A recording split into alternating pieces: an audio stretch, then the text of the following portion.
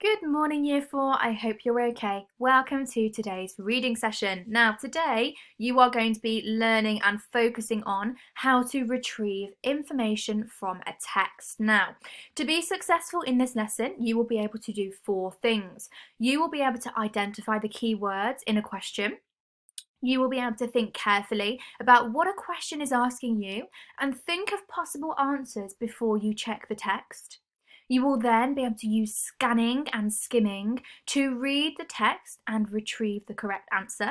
And finally, you will be able to answer true or false statements based on a text.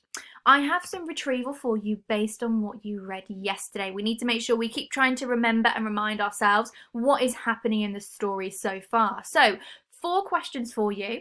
See if you can answer them on a piece of paper. Write down 1 to 4 underneath your date and title for your learning today. And then pause the video and then come back to it when you've done those 4 questions. Please, off you go. Okay, so number 1, what did they have for breakfast? Do you remember? That's right, they found a banana tree and they had unripe bananas for breakfast. So, how was Fred preparing the raft to go back into the river? That's right, he was retying the knots really securely, making sure that they don't come loose and it's as safe as it could be. Now, we know that there was a problem, wasn't there? Before they got on the raft again, they smelt something and they saw something grey in the air. It was a fire.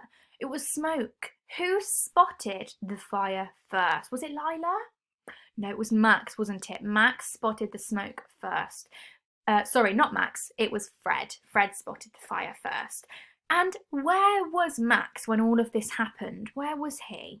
That's right, he was up a tree. Why was he up a tree? This is a bit of an extra question for you. Why was he up the tree?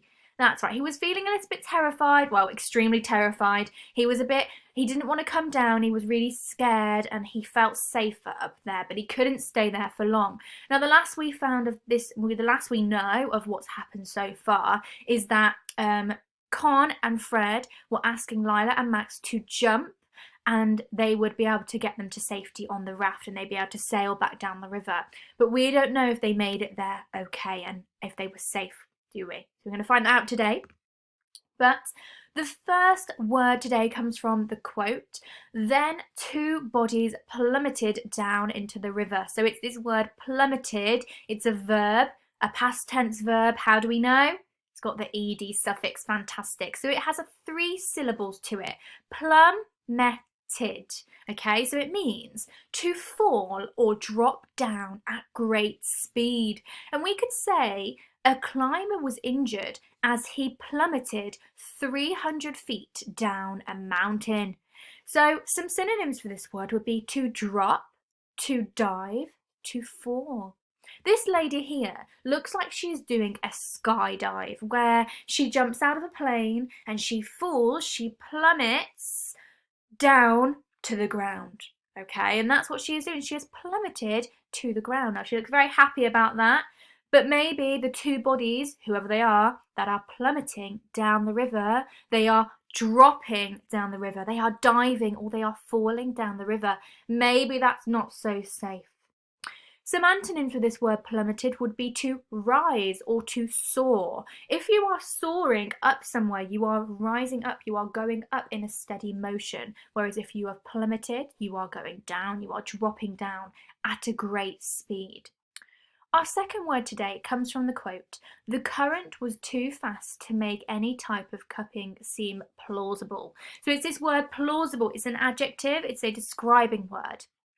3 syllables, plausible. And this definition of the word plausible means seeming reasonable. So the current of the river was clearly going too fast. So remember when Fred said that you could cup someone to make them feel safer, they could cup their head, and it wasn't reasonable at this time because the current was too fast. They were moving far too fast. The cupping was not reasonable. We could use this word by saying, Layla gave a plausible explanation of how the Anglo-Saxons came to Britain. So Layla gave a reasonable explanation of how the Anglo-Saxons came to Britain. Layla gave a likely explanation of how the Anglo-Saxons came to Britain. But an antonym of this word plausible would be unlikely or improbable. So if something is not going to happen or isn't correct, it might be improbable or unlikely. Okay, we're going to read on today and we're going to start to think about what has happened in the story next. So we know so far that Lila and Max were going to try and go down the river. Let's see if they did. Then two bodies plummeted down into the river. The water closed over them. We don't know who this is yet though. Who do you think it might be? They landed in an eddy of water, so a pool of water, and the current swept the two of them too fast into the middle of the river where there were rapids. So when there are rapids in the river, it means kind of there's lots of water going around in the same motion quite fast. So it's quite hard to have control of how you're swimming. Fred squinted through the smoke. So we know one of these people is Fred, who's the second person. Their heads did not resurface. "Take the pole," he said to Con. So it's Fred and Con who are in the river at the moment. He took a deep breath. "And if we die, tell my dad. Sorry." He dived headfirst into the brown water and struck out towards the rapids. Fred opened his eyes, but all he could see was churning foam. So that's foam that's going round and round from the water. A body smashed into his and he grabbed it. It was Max. He tried, through his panic, to remember what he had read about saving people from drowning. You had to gently cup their chin in your hand. So that is what I meant with cupping. You had to gently cup their chin in your hand to save them from drowning. He remembered that clearly, but how? The current was too fast to make cupping of any kind seem plausible, so it was too hard, it wasn't reasonable at all. Fred spun onto his back and hauled Max up to lie on his stomach, trying to keep the boy's head out of the water. He couldn't tell if Max was breathing. With one arm, he began to swim backwards towards the bank. The water was trying to pull them under. He could only see smoke and spray and the river sweeping over his face with every stroke. "Don't panic," he whispered to himself. This would be a bad moment to panic. A burning branch fell into the water inches away from them. Max gave out a cough and spat out a water beetle, hacking weakly as the water washed over them again. So he was really trying to get out of the water. Just as Fred was starting to feel that panicking was really the only option, he saw something in the smoke. A yell came over the sound of the fire and the water in his ears. "Fred! Max!" It was Con. "Over here!" he called. "Swim towards me!" she screamed. "I can't! The current!" It was bitterly hard work staying in one place. One of his legs was starting to cramp and he was terrified that Max's head would go under the water. What might happen if Max's head went under the water? He might drown, so he was trying to cup his chin above the water so he wouldn't drown. A shape came out of the smoke. It was the raft.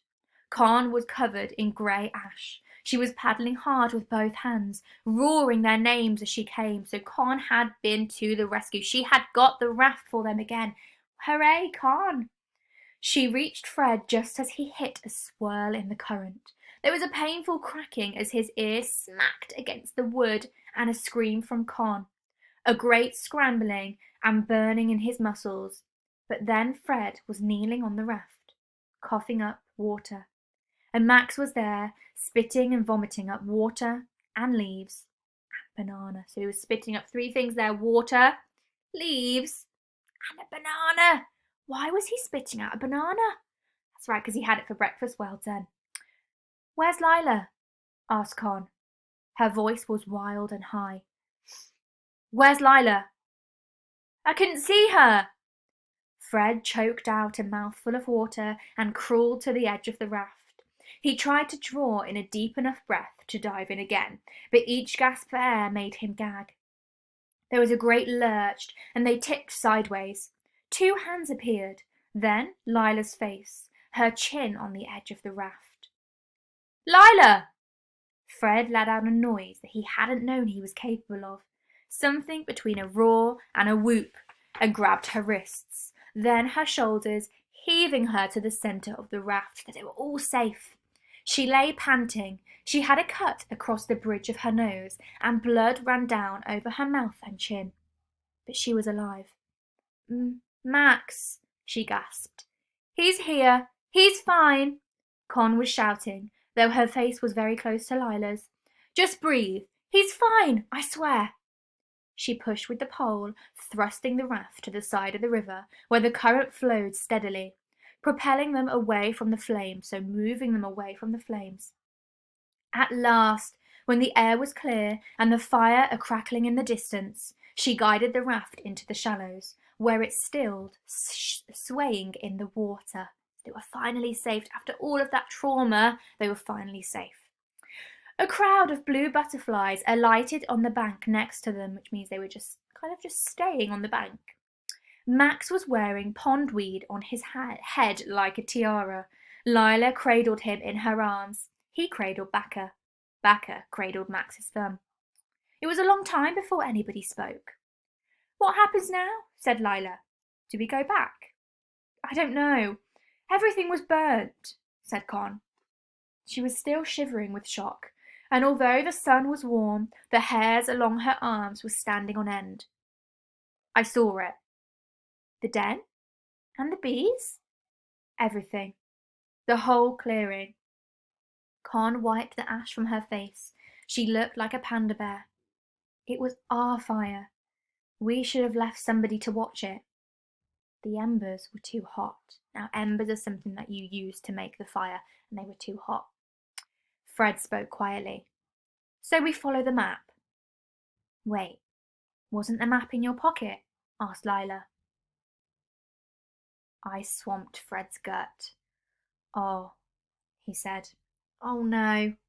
He reached into his pocket and fished out the red leather pouch. So not only has Con just said that actually the fire was the children's fault, it started from the den because it was the fire that they'd used to make their food. It was far too hot, it started a fire, but also something might have happened to the map. We don't know what. What do you think might have happened to the map?